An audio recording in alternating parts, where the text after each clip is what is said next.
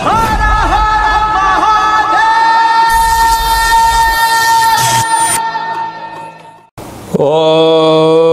నమః శివాయ.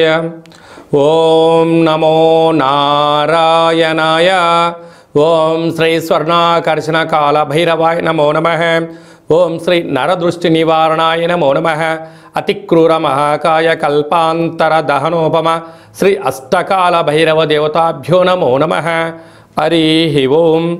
మా ఛానల్కి స్వాగతం. చూస్తున్న వీక్షకులకు ప్రేక్షకులకు ప్రియ కాళభైరవ భగవద్బంధులకి స్వాగతం పలుకుతూ మమ్మల్ని ఎంతగానో ఆదరిస్తూ ఉండబడినటువంటి ప్రియ సోదరీమణులకు సనాతన ధర్మ సంరక్షకులకు వీక్షకులకు మీ ఇంటి పురోహితుడిగా, మీ ఇంటి ఆస్ట్రాలజర్గా, మీ ఇంటి వాస్తు నిపుణుడిగా మీకు స్వాగతం పలుకుతూ ఈ శోభకృతనామ సంవత్సరానికి వీడికోలు పలుకుతూ ఈ సంవత్సరంలో ఉండబడినటువంటి అష్ట కష్టాలు ఈ సంవత్సరానికి స్వస్తి పలుకుతూ ఈ సంవత్సరంలో జరిగినటువంటి అద్భుతాన్ని, ఆనందాన్ని, ఐశ్వర్యాన్ని మూటగట్టుకొని రాబోయే కాలానికి స్వాగతం పలుకుతూ అందరిపైనను ఆ కాళభైరవ స్వామికి ఆశీస్సులు ఉండాలని కోరుకుందాం.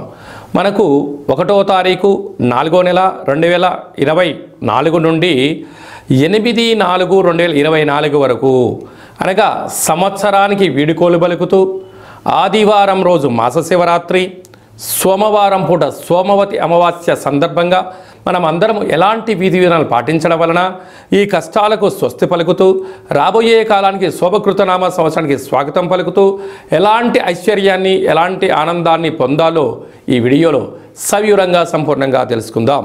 ద్వాదశ రాశుల్లో గ్రహ గమనాన్ని కూడా ఒకసారి వీక్షింపచేద్దాం.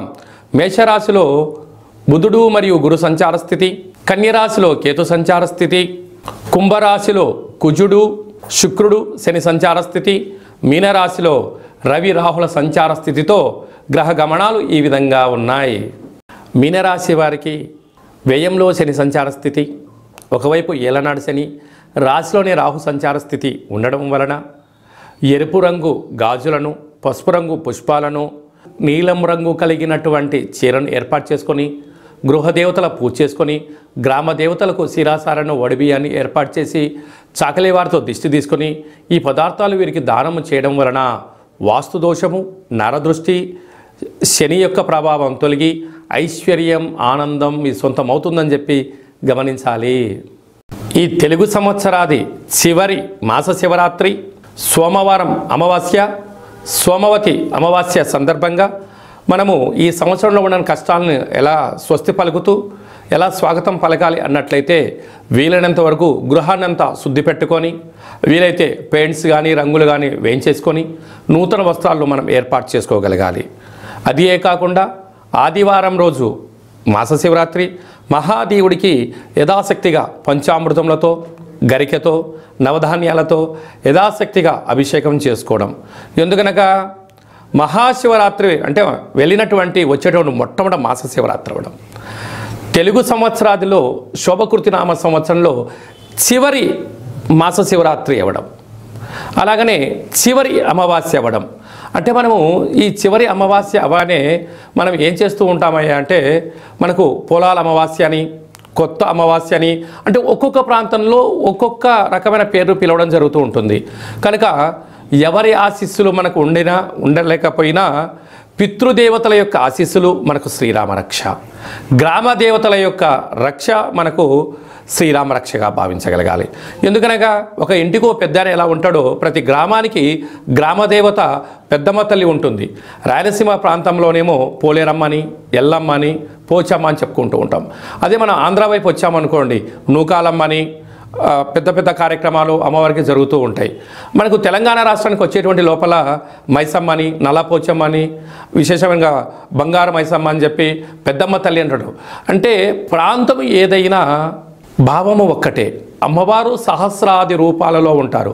కనుక అమావాస్య రోజున తెలుగు సంవత్సరానికి అమావాస్యకు వీడుకోలు పలుకుతూ ఈ సంవత్సరంలో జరిగినటువంటి ఆటంకాలంతనూ కూడా తొలగింపజేసే శక్తి ఈ యొక్క కొత్త అమావాస్య అంటారు. అంటే కొత్త సంవత్సరానికి మనం స్వాగతం పలకబోతూ పాత సంవత్సరానికి వీడుకోలు పలుకుతూ ఈ కొత్త అమావాస్య రోజు మనం ఏం చేయాలి అన్నట్లయితే గతించినటువంటి పెద్దవారి యొక్క స్మరణ, వారి పేరు పైన మనము పశువులకు కానీ బ్రాహ్మణుడికి కానీ స్వయం పాకం దానం ఏర్పాటు చేయడం.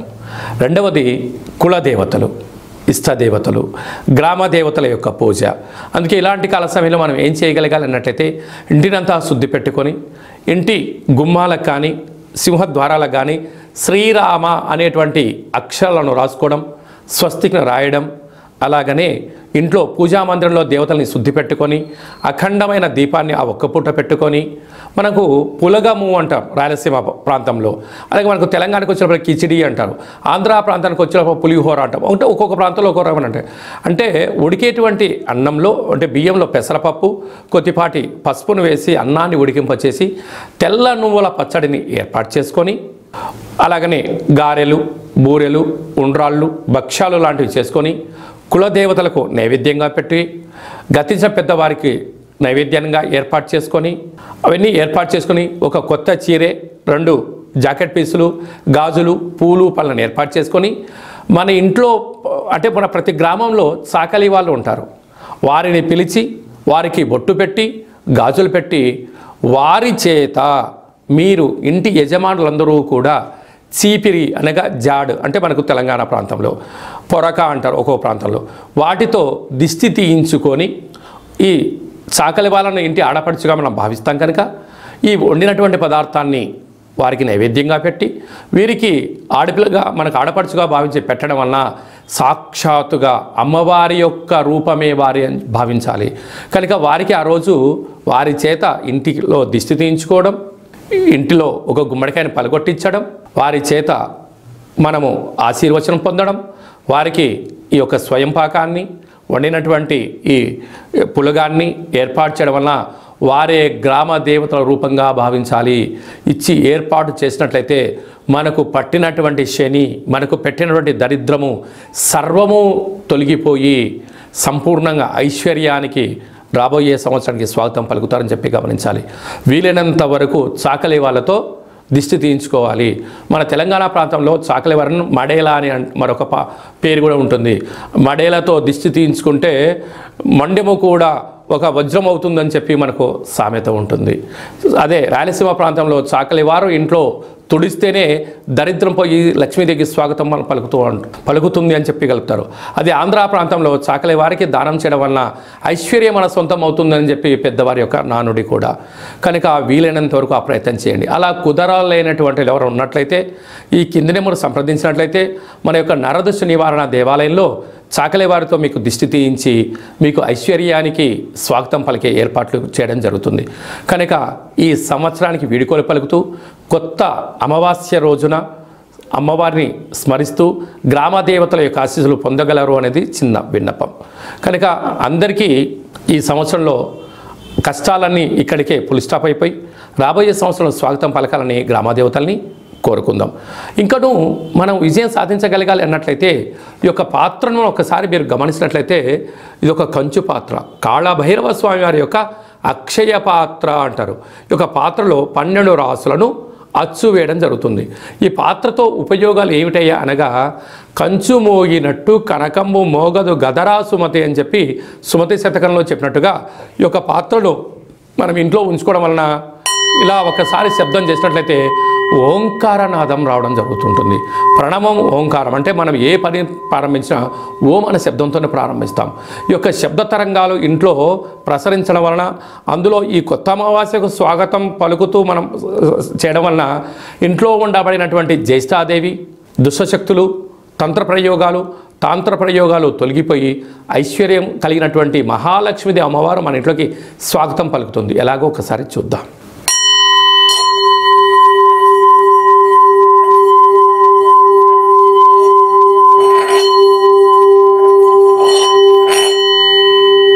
ఈ యొక్క ఓంకారనాదాన్ని స్మరణ చేయడం వలన ఇంట్లో కాళభైరవ స్వామికి ఆశీలు కలిగి అమ్మవారి యొక్క ఆశీలు కలిగి అద్భుతం కలుగుతుంది. ఈ ఆసక్తి గలవారు ఈ అక్షయ పాత్రను ఎవరైతే సొంతం చేసుకుంటారో వారందరికీ కష్టాలు తొలగిపోయి ఐశ్వర్యం, నరదృష్టి, శత్రు ప్రభావాలు, తాంత్రిక ప్రయోగాలు తొలగిపోయి వ్యాపార ఆకర్షణ, జనాకర్షణ, వివాహం కాని వారికి వివాహము, సంతానం లేని వారికి సంతానము, ధనం కావాలనుకున్న ధనము, విదేశాన వెళ్ళాలి అనుకున్న వారు ఏదైతే కోరుకుంటారో అవన్నీ కాళభైరవుడు స్మరిస్తేనే ఇవ్వడం జరుగుతుంది. మీకు ఈ యొక్క అక్షయ పాత్రతో పిరమిడు, డాలరు, కంకణము మీకు ఏర్పాటు చేస్తూ పూజా కార్యక్రమాన్ని ప్రత్యక్ష ప్రసారంగా చూపించడం జరుగుతుంది. మీ పేరుపైన 41 రోజులు కుష్మాండ దీపాన్ని కూడా పెట్టడం జరుగుతుందని చెప్పి గమనించాలి. మీ వ్యక్తిగత జాతకం తెలుసుకోవాలనుకుంటున్నారా? మీ యొక్క పేరు, పుట్టినటువంటి తేదీ, నెల, సంవత్సరం, సమయం రాసి మీరు వాట్సాప్లో పంపించగలిగినట్లయితే సంపూర్ణమైనటువంటి జాతకాన్ని 100 సంవత్సరాల జాతకాన్ని వ్రాసి పంపించి మీరు పుట్టినప్పుడు గ్రహ గమనాలు ఎలా ఉన్నాయి, ప్రస్తుతం ఎలా ఉండబోతున్నాయి, రాబోయే కాలంలో ఎలా మారబోతున్నాయో సవివరంగా సంపూర్ణంగా తెలియజేయడం జరుగుతుంది. అలాగనే చాలామందికి డేట్ ఆఫ్ బర్త్లు ఉండవు. మీ పేరు యొక్క మొదటి అక్షరాన్ని అనుసరిస్తూ రాశిని తెలియజేస్తూ గ్రహ గమనాల పరిస్థితి వివరిస్తూ రమణ శాస్త్రం ద్వారా అనగా గవ్వళ ద్వారా భూత, భవిష్యత్, వర్తమానాన్ని కాళభైరవ ఉపాసన చేత తెలియజేయడం జరుగుతుంది. ఆసక్తి గలవారు, జ్యోతిష్యం తెలుసుకోవాలనుకుంటున్నవారు, జ్యోతిష్యం అనగా భవిష్యత్తుని ముందే అంచనా వేయడం, దానికి అనుకూలంగా ముందుకెళ్ళడం కనుక తెలుసుకొని మిమ్మల్ని ముందుకు తీసుకెళ్లే ప్రయత్నం జరుగుతుంది. కనుక ఆసక్తి గలవారు ఈ కింది నెంబర్ సంప్రదించి వాట్సాప్ ద్వారా, ఆన్లైన్ ద్వారా, ఆఫ్లైన్ ద్వారా అపాయింట్మెంట్ తీసుకొని సంప్రదించగలరు. అలాగనే భార్యాభర్తల మధ్య తరచూ గొడవ పడుతున్నారా? పోలీస్ స్టేషన్లు గొడవలు మనశ్శాంతి లేని జీవితం పొందుతున్నారా? మీకు కాళభైరవ స్వామి యొక్క ఆశీల చేత పేరులో స్వల్పమైన మార్పు చేత చిన్న చిన్న ఆచరణల ద్వారా మీకు ఉండబడినటువంటి ఆటంకాలు తొలగిపోయి ఐశ్వర్యం కలగాలని సలహాలు సూచనలు జరుగుతుంది. మీ అబ్బాయి కానీ అమ్మాయి కానీ ఎంత ప్రయత్నం చేసినా వివాహం కుదరట్లేదా? వచ్చినటువంటి సంబంధంలో అమ్మాయి జాతకంలో ఏమన్నా గండాలు, దోషాలు ఏమైనా ఉన్నాయా? అంటే మన అబ్బాయి యొక్క జాతకంలో కానీ మన అమ్మాయి యొక్క జాతకంలో ఎలాంటి యోగాలు ఉన్నాయో కూడా మీకు తెలియచేయడం జరుగుతుంది. కనుక అందరికీ ఈ సంవత్సరానికి వేడుకోలు పలుకుతూ ఈ కొత్త అమావాస్య రోజున కాళికామాత కాళభైరవ యొక్క ఆశీస్సులు పొందాలని కోరుకుంటూ ఆశీర్వచనం. ఓం కాళకాలాయ విద్మహే కాళాతీతాయ ధీమహి తన్నో కాళభైరవ ప్రచోదయాతు. శతమానం భవతి శతాయు పురుష సతేంద్రియ ఆయుష్యేవేంద్రియే ప్రతిష్టతి. ధనం ధాన్యం బహుపుత్రలాభం శత సంవత్సరం దీర్ఘమాయు. మహా అమావాస్య, మౌని అమావాస్య, దేవత కాళికా దేవత, కాళభైరవ దేవత అర్పణమస్తు. ఈ వీడియో మీకు నచ్చినట్టయితే లైక్ చేయండి, షేర్ చేయండి, మా ఛానల్ని సబ్స్క్రైబ్ చేసుకోండి. మేము చేస్తున్న వీడియోలో మీకు ముందస్తుగా నోటిఫికేషన్ రావాలి అన్నట్టయితే గడ్డ సింబల్ ప్రెస్ చేయండి, అలానే బటన్ కూడా తెలియచేయండి. ఈ యొక్క కొత్త అమావాస్య యొక్క అమ్మవారి యొక్క ఆశీస్సులు మీరు అదనంగా ఉచితంగా పొందాలి అన్నట్లయితే మీరు ఎవరి క్షేమానైతే కోరుకుంటున్నారో లేక మీ క్షేమాన్ని ఎవరితో కోరుకుంటున్నారో వారికి ఈ వీడియోను ఫార్వర్డ్ చేసి ధర్మాన్ని కాపాడుతూ అమ్మవారి యొక్క ఆశీస్సులు పొందగలరు.